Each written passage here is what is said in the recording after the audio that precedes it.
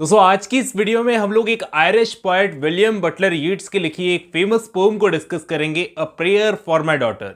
पहले मैं इस पोम का एनालिसिस करूंगा, मतलब इसकी एक्सप्लेनेशन निकालूंगा, फिर इसके बाद हम लोग डिस्कस करेंगे इसको लाइन बाय लाइन। तो बड़ी कमाल की वीडियो होने वाली है, शुरू करते हैं, मिलता हूं इस वीडियो के एंड में। ये बात सच थी कि William Butler Yeats mod gone से बेइंतहा इश्क करते थे। ऑफ कोर्स, क्योंकि हर दूसरी कविता उन्होंने मॉड गॉन को लिखी है। लेकिन इसका ये मतलब बिल्कुल नहीं है कि यीट्स ने कभी शादी नहीं की। शादी तो की थी, इनफैक्ट उनकी एक बहुत ही ब्यूटीफुल बेटी भी थी, एन बटलर यीट्स। और ये जो कविता है a prayer for my daughter, ये उन्होंने एन बटलर यीट्स के लिए लिखी थी, अपनी बेटी के लिए। वो कहते हैं कि अभी तो फ़िलहाल मेरी बेटी पालने में है, वो बैठे हैं अपने रूम में, देखो इस तरह से, लेकिन एक्सपेक्ट करते हैं कि जब भी ये बड़ी हो जाएगी, बड़ी खूबसूरत, आज़ाद और इंटेलिजेंट होगी। हर बाप एक्सपेक्ट करता है बेटी के लिए, लेकिन साथ में ये कहते हैं कि उसमें एक ठहराव भी होगा, वो लोगों की रिस्पेक्ट भी करेगी। अपनी बेटी को लेकर जो एक्सपेक्टेशंस है पोएट की, आप देखो, नारित्व यानी वुमेनहुड को लेकर उनका नज़रिया दिखाती है। दरअसल वो थोड़ा कंजर्वेटिव सोचते हैं इस मामले में। फेमिनिस्ट क्रिटिक्स को ये पोएम थोड़ी कम पसंद आएगी, क्योंकि इनके हिसाब से हर औरत का एक सोशल ट्रेडिशनल दायरा होना चाहिए जिसके अंदर ही औरत अपनी ज़िंदगी जिए। मतलब अगर आप अपने ट्रेडिशंस को छोड़ दोगे तो दुनिया के तूफ़ानी खतरों से बच नहीं सकते। थोड़ा सुनने में आपको ज़रूर अजीब लगेगा आज के हिसाब से कि इतना बड़ा पोएट जिसकी दुनिया भर में ख्याति है, औरतों को बंधनों में बांधने की धकियानुसी बातें करता है। लेकिन अगर आप ध्यान से पढ़ो तो पता चलेगा आपको उस पोएट का नज़रिया कि वो किस एंगल से बोल रहा है अपनी बात को। वो कह रहा है कि ट्रेडिशंस जो है वो आपको दुनिया के खतरों से बचा सकते हैं। औरतें अगर सुंदर हो तो अच्छा है, लेकिन इतनी भी सुंदर नहीं होनी चाहिए कि अपनी सुंदरता को निखारने में ही वो अपनी ज़िंदगी वेस्ट कर दे या आदमियों को दिखाने में वेस्ट कर दे। बेवकूफ़ मर्द जो कि भंवरों की तरह उसके आसपास घूमते हैं, मंडराते हैं, तो उस लड़की की खुद की समझ होनी चाहिए कि तुम्हारे लिए कौन सही है या कौन नहीं। ऐसी चीज़ें ये आदमी इसलिए लिख रहा है क्योंकि इसका खुद का दिल टूट चुका था कई बार मॉड गॉन को प्रपोज़ करने के बाद में। क्योंकि जिस लड़की से ये प्यार करता था वो खुद एक पॉलिटिकल एक्टिविस्ट थी, और ये काम उस समय के हिसाब से बहुत अजीब माना जाता था कि एक लेडी भी ऐसे पार्टिसिपेट कर रही है पॉलिटिक्स के अंदर। तो यीट्स दूर से देखकर सोचते होंगे कि मेरी बेटी तो ऐसी बिल्कुल नहीं बनेगी, क्योंकि उन्होंने खूबसूरत होने के क्या नुकसान हो सकते हैं शायद अपनी आंखों से देखे थे। वो बोलते हैं कि मेरी बेटी खूबसूरत हो, लेकिन ज़्यादा खूबसूरत ना हो, ताकि सारा सारा दिन अपना चेहरा शीशे में निहारती रहे। क्योंकि हर चीज़ के दो साइड्स होते हैं, वैसे ही खूबसूरती के भी दो साइड्स होते हैं, एक पॉजिटिव एक नेगेटिव। नेगेटिव साइड से खूबसूरत लोग कभी कभी अपने साथ साथ किसी और की ज़िंदगी भी ख़राब कर देते हैं, मतलब उन्हें चाहने वालों की। जैसे यीट्स मानते हैं कि उनकी ज़िंदगी भी मॉड गॉन की वजह से ख़राब हुई। वो इस पोएम में कुछ एक एग्जांपल्स भी देते हैं, जैसे हेलेन ऑफ ट्रॉय का, जिसकी खूबसूरती वजह बनी थी ट्रोजन वॉर की, ग्रेट ट्रोजन वॉर की। या फिर great queen goddess of love Aphrodite की, जिसने खूबसूरती बर्बाद कर दी थी हेफेस्टस से शादी करके। यीट्स कहते हैं कि ये दोनों औरतें बेइंतहा खूबसूरत थी, लेकिन बर्बादी का कारण बनी इनकी खूबसूरती।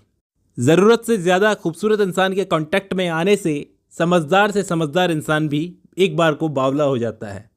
वैसे आप थोड़ा यीट्स की पर्सनल लाइफ में झाँकोगे तो आपको समझ आ ही जाएगा कि वो ऐसा सब कुछ क्यों लिख रहे थे मॉड गॉन के लिए, कि ये पगली कहाँ तू पॉलिटिकल एक्टिविस्ट बन गई, खूबसूरती बर्बाद कर रही है, चाहती तो एक अच्छी ज़िंदगी बसर कर सकती थी, और सबसे बड़ी बेवकूफ़ी तो तने ये की कि गलत आदमी से ब्याह कर लियो। एक अमेरिकन राइटर हैं ब्रेंडा मैडॉक्स, उन्होंने बोला कि जानबूझकर ये पोएम महिलाओं को अपमानित करने के लिए डिज़ाइन की गई है। उनका कहना है क्योंकि यीट्स ने अपने आसपास का माहौल बदलते हुए देखा होगा कि औरतें कैसे पॉलिटिक्स में बड़ा पार्टिसिपेट करने लगी थी, तो ऐसे में उन्होंने अपनी बेटी को सलाह दी कि तुम्हें एक बढ़िया ज़िंदगी जीने के लिए एक अच्छे पति और बढ़िया घर की ज़रूरत है, उसको परस्यू करो।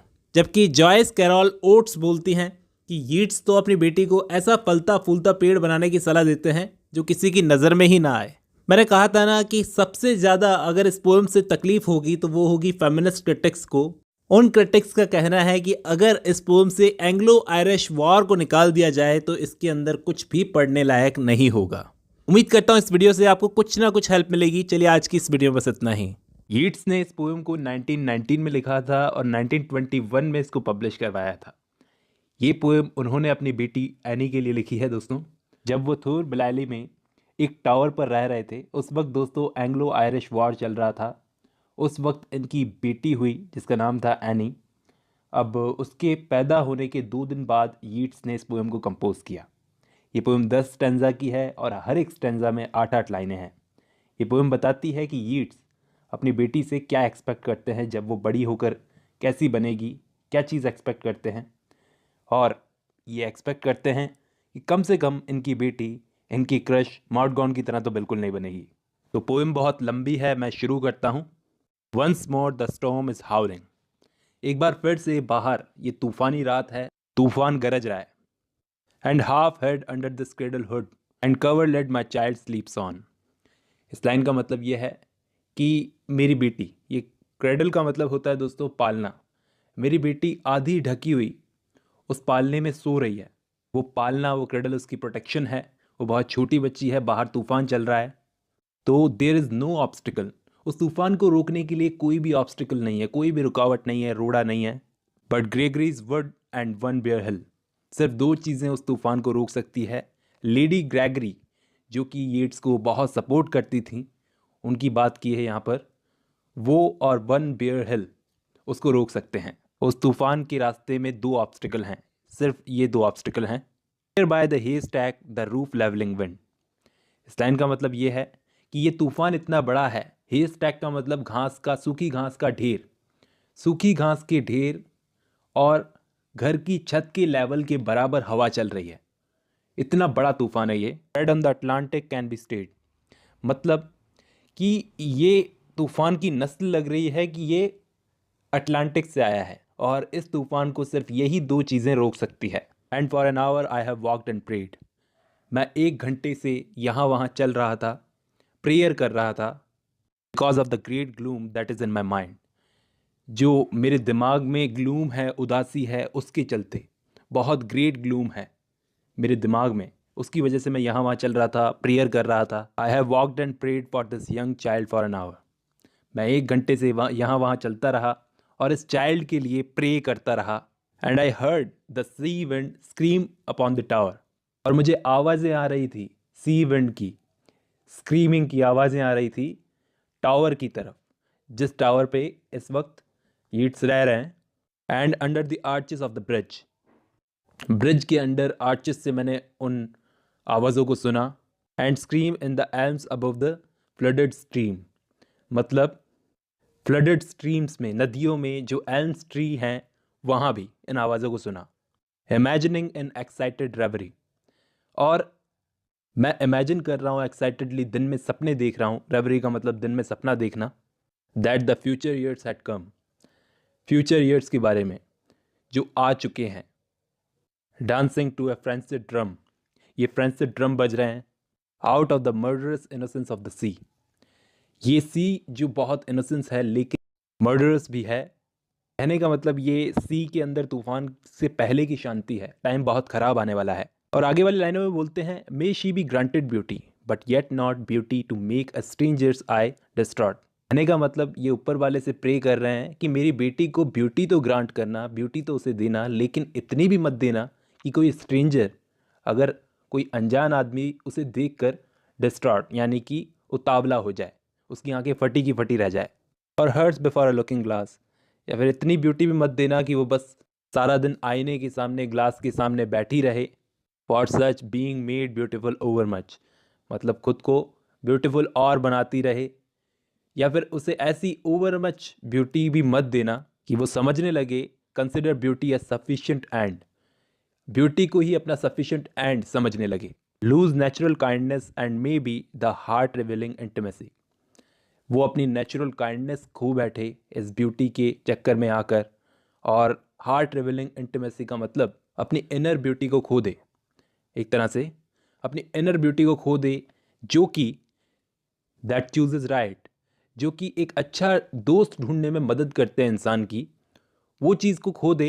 And never find a friend, और हो सकता है इस चीज़ की वजह से उसे अपनी ज़िंदगी में कोई दोस्त ही ना मिले। तो ऐसी ब्यूटी भी उसको मत देना। अब आगे वाले स्टैंजा में 2 एग्जांपल्स देते हैं poet. Helen being chosen found life flat and dull. Helen, वो ट्रोजन वॉर वाली हेलन, उसको भी एक डल और फ्लैट लाइफ मिली थी, मतलब वो खुश नहीं थी अपनी लाइफ से। And later had much trouble from a fool. यहाँ पे फूल दोस्तों पेरिस को कहा गया है, जो हेलन को भगा के ले गया था। और बाद में जब वो एक फूल के साथ भागी तो और ज़्यादा ट्रबल्स का सामना उसको करना पड़ा, और ज़्यादा दिक्कतों का सामना उसको करना पड़ा। और दूसरा एग्जाम्पल वो देते हैं, while that great queen that rose out of the spray, जिनका जन्म हुआ था समुद्र की स्प्रे से, मतलब समुद्र की झाग से। बीइंग फादरलेस, तो वो फादरलेस थी, कुड हैव हर वे, मतलब वो अपना खुद का रास्ता खुद ही चूज कर सकती थी। Choose a bandy legged Smith for man, तो उसने खुद के लिए एक बैंडी लेगेड मैन को चुना। ये 2 एग्जाम्पल्स देकर it is certain that fine women eat a crazy salad with their meet, मतलब एक खूबसूरत वुमेन जो होती है वो क्रेजी सैलेड खाती है विद देयर मीट।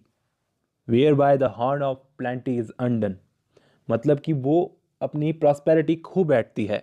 गेट्स यहाँ पर अपनी बेटी के लिए क्या चाहते हैं, in courtesy I'd have her chiefly learn, कि मैं चाहूँगा मेरी बेटी कर्टसी मतलब डिसिप्लिन भी सीखे। और आगे वाली लाइन में बोलते हैं, hearts are not had as a gift, कि हार्ट्स, दिल जो होते हैं वो गिफ्ट में नहीं मिलते, हार्ट्स आर अर्न, उनको कमाया जाता है, by those that are not entirely beautiful, और ये काम वही कर सकते हैं जो एंटायरली ब्यूटिफुल नहीं होते, जो पूरी तरह से ब्यूटिफुल नहीं होते। Yet many that have played the fool for beauty's very self, इसका मतलब ये है कि फिर भी कई ऐसे लोग हैं जो ज़िंदगी भर ब्यूटी के पीछे भागे हैं लेकिन उनको कुछ मिला नहीं।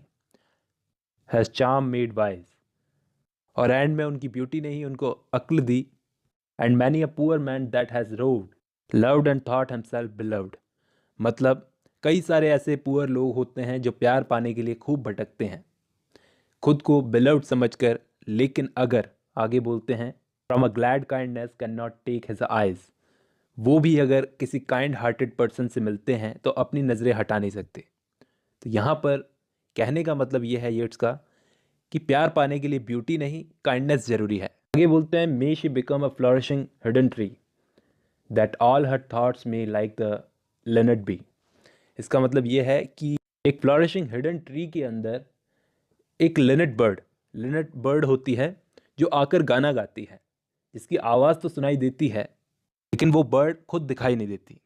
तो इसी की तरह, तो आगे वाली लाइन में वो यही बोल रहे हैं कि एंड हैव नो बिजनेस, कि लिनेट बर्ड के पास कोई और काम नहीं होता, but dispensing round their magnanimities of sound, कि वो अपना साउंड जो है वो चारों तरफ फैलाती रहती है, बस उसको यही काम रहता है। Nor but in merriments begin a chase, nor but in merriment a quarrel, कहने का मतलब ये है, मेरी बेटी का नेचर ज़्यादा हल्का फुल्का भी नहीं होगा, ज़्यादा मजाकिया टाइप का, या फिर ज़्यादा झगड़ने वाला भी नहीं होगा। O may she live like some green laurel, वो लॉरल ट्री की तरह होगी, rooted in one dear perpetual place, मतलब वो एक ही जगह पर उसकी जड़ें होंगी, ज़्यादा भटकने वाला दिमाग नहीं होगा उसका। आगे वाली लाइनों में येट्स बताते हैं, माई माइंड, मेरे माइंड ने, because the mind that I have loved, जिन लोगों के माइंड से प्यार किया, that sort of beauty that I have approved, और जिस तरह की ब्यूटी को मैंने अप्रूव किया, वो मॉडगॉन की बात कर रहे हैं, प्रॉस्पर बट लिटिल, वो ज़्यादा प्रॉस्पर नहीं थी, has dried up too late, जो कि ऊपर उठ सके, yet knows that to be choked with hate may well be of all evil chances chief. इस लाइन का मतलब ये है, अपनी बेटी के लिए कह रहे हैं कि ऐसा भी नहीं हो कि उसका दिल नफरत से भरा हुआ हो, क्योंकि फिर ये चांस रहते हैं कि सारी बुराइयां हम पर अटैक कर दे। If there is no hatred in a mind, अगर किसी दिमाग में नफरत ना हो, assault and battery of the wind, तो तेज हवा और तूफान भी can never tear the linnet from the leaf, उस लिनेट को उस पेड़ की पत्ती से गिरा नहीं सकते, उस गाने वाले लिनेट को पेड़ की पत्ती से गिरा नहीं सकते। ये वो बोलते हैं, an intellectual hatred is the worst, कि एक इंटेलेक्चुअल हेट्रेड जो होती है वो सबसे खराब होती है। तो let her think opinions are accursed, इसका मतलब ये है कि इसको खुद ही ये समझना होगा कि लोगों के अपने अपने ओपिनियंस होते हैं और उनसे हमें अफेक्ट नहीं होना चाहिए, उन ओपिनियंस से हमें खुद पर नहीं लेने चाहिए वो ओपिनियंस। आगे वाले लाइनों में येट्स एक सवाल पूछते हैं, have I not seen the loveliest woman born, इसका मतलब ये है कि क्या मैंने कोई खूबसूरत लड़की नहीं देखी। यहाँ पर मॉडगॉन की बात कर रहे हैं of course. Out of the mouth of plenty's horn, जो कि बहुत ही सही जगह पैदा हुई थी, लेकिन because of her opinionated mind, मतलब उसके आसपास सराउंडिंग में जैसे लोग थे ओपिनियनेटेड माइंड, जिन्होंने बार्टर्ड दैट हॉर्न, उसकी प्रॉस्पेरिटी को उससे ले लिया, उस हॉर्न को ले लिया। एवरी गुड थिंग, मतलब हर एक अच्छी चीज़ उससे ले ली। By quiet natures understood for an old bellows full of angry wind. कहने का मतलब, और एंड में उसे किस टाइप का आदमी मिला जो बिल्कुल ही एंग्री था, जो उसे बिल्कुल भी डिजर्व नहीं करता था। आगे वाली लाइनों में येट्स बोलते हैं, कंसिडरिंग दैट, जब हम ये कंसिडर करें, ऑल हेट्रेड ड्रिवन हैंड्स, जब सारी नफरत हमारे दिमाग से निकल जाती है, the soul recovers radical innocence, तो हमारी सोल रेडिकल इनोसेंस को रिकवर करती है। And learns at last that it is self delighting, self appeasing and self affrighting. ये सब क्वालिटीज़ हमें लास्ट में पता चलती है उस इनोसेंस की। And that its own sweet will is heaven's will. यहाँ पर कहने का मतलब ये है कि एक इनोसेंस माइंड की विल ही हेवन की विल होती है। हेवन मतलब गॉड, गॉड की मर्जी होती है। एक इनोसेंट माइंड की मर्जी ही गॉड की मर्जी होती है। She can though every face should scowl and every windy quarter howl और every bellows burst be happy still. कहने का मतलब ये है, तो यीट्स की डॉटर हर सिचुएशन को फेस कर सकती है। स्कॉल यानी कि गुस्से को, एवरी विंडी क्वार्टर हॉल को मतलब चारों तरफ सिचुएशन जब बिगड़ी हुई हो, तो ऐसी सिचुएशन में भी वो खुश रह सकती है। And may her bridegroom bring her to a house. यहाँ पर येट्स बोलते हैं कि जब मेरी बेटी की, मेरी डॉटर की शादी होगी, तो वो ऐसे घर में वो शादी उसको लेकर जाएगी वेयर ऑल कस्टम्ड सेरेमनियस। कहने का मतलब जहाँ पर कस्टम्स को, ट्रेडिशंस को फॉलो किया जाएगा, सेरेमनियस घर में उसकी शादी होगी। For arrogance and hatred are the wares peddled in the thoroughfares. कहने का मतलब ये है कि एरोगेंस और हेट्रेड मतलब घमंड और नफरत तो दुनिया के हर एक थॉरोफेयर्स मतलब कॉमन पाथ पर, हर एक कॉमन जगह पर, रास्ते में मिलती है। How but in custom and in ceremony are innocence and beauty बॉन्ड। लेकिन कहने का मतलब जहाँ कस्टम और सेरेमनी होती है, वहाँ पर ही इनोसेंस और ब्यूटी पैदा होती है। Ceremony is a name for the rich horn and custom for the spreading lauryl tree. Ceremony में ही प्रॉस्पेरिटी पैदा होती है और जहाँ कस्टम होता है वहीं लॉरल ट्री भी ग्रोथ करता है। तो आई होप आपको ये पोएम समझ में आई होगी दोस्तों। आज की वीडियो में बस इतना ही। अब जब आपने इसको खत्म कर लिया तो उम्मीद करता हूं आपको ये पोएम समझ में आ गई होगी दोस्तों। शुरू में जो कुछ भी मैंने बताया वो इस पोएम से रिलेटेड है, कुछ भी काल्पनिक नहीं है। चलिए आज की इस वीडियो में बस इतना ही, मिलता हूं नेक्स्ट वीडियो में।